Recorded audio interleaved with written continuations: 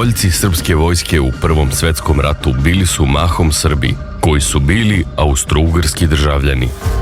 Oni su se kao pečalbari u Americi ili ratni zarobljenici u Rusiji, Srbiji i Italiji opredelili da se bore na strani Kraljevine Srbije.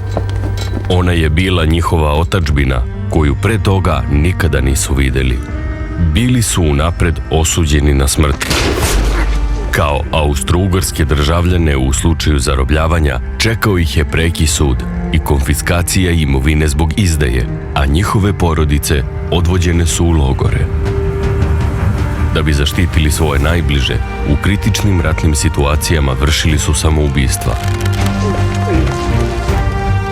Posle okupacije Srbije 1915. godine, pa do kraja rata, bili su posljednja i jedina popuna srpske vojske. Pre početka rata, 1914. godine, u Americi je živelo 40.000 iseljenika. Njih 10.000 stupilo je dobrovoljno u srpsku i crnogorsku vojsku. Dobrovoljci koji su došli iz Amerike 1915. i 1916. godine bili su pripadnici elitne jedinice srpske vojske.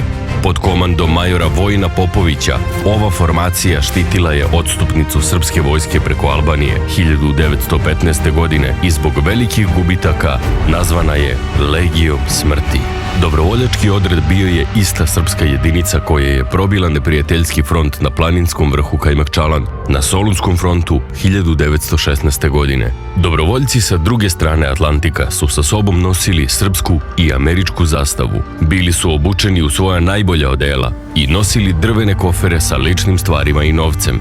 Ovi borci, očvrsli u životu na periferijama američkih gradova, pokazivali su u borbama na Solunskom frontu veliku hrabrost i mnogi od njih su bili odlikovani najvišim srpskim odlikovanjima, Karađorđevom zvezdom i Obilićem medaljom za hrabrost. Po završetku rata 1918. godine, manji deo srpskih dobrovoljaca vratio se u Sjedinjene Američke Države, a veći je ostao u Kraljevini Srba, Hrvata i Slovenaca. Kao ratne veterane, srpske dobrovoljce su jugoslovenske vlasti naselile u oblastima granica prema Mađarskoj i Rumuniji. Oni su formirali svoje 201 naselje, u kojima je pred Drugi svjetski rat živelo oko 100.000 ljudi. U jezgru Banata na periferiji opštine Žitište 20. godina prošlog veka poniklo je Banatsko Karađorđevo.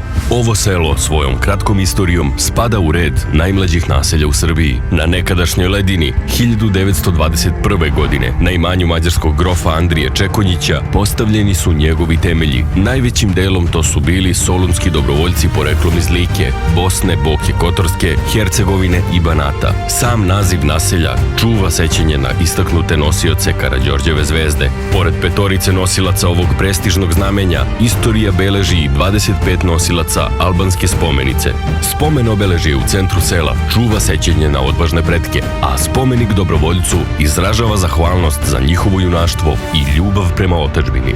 Zahvaljujući snazi i odvažnosti predačkog duha, već gotovo vek traje Banatsko Karađorđevo. Danas u 800 domaćinstava živi oko 3000 stanovnika koji se uglavnom bave poljoprivredom. U centru sela nalazi se i novoizgrađeni hram posvećen vidovdanskim herojima i caru Lazaru. Interesantna je činjenica da je crkva sazidana od cigle koja je nekada bila ugrađena u pomoćne objekte grofa Čekonjića.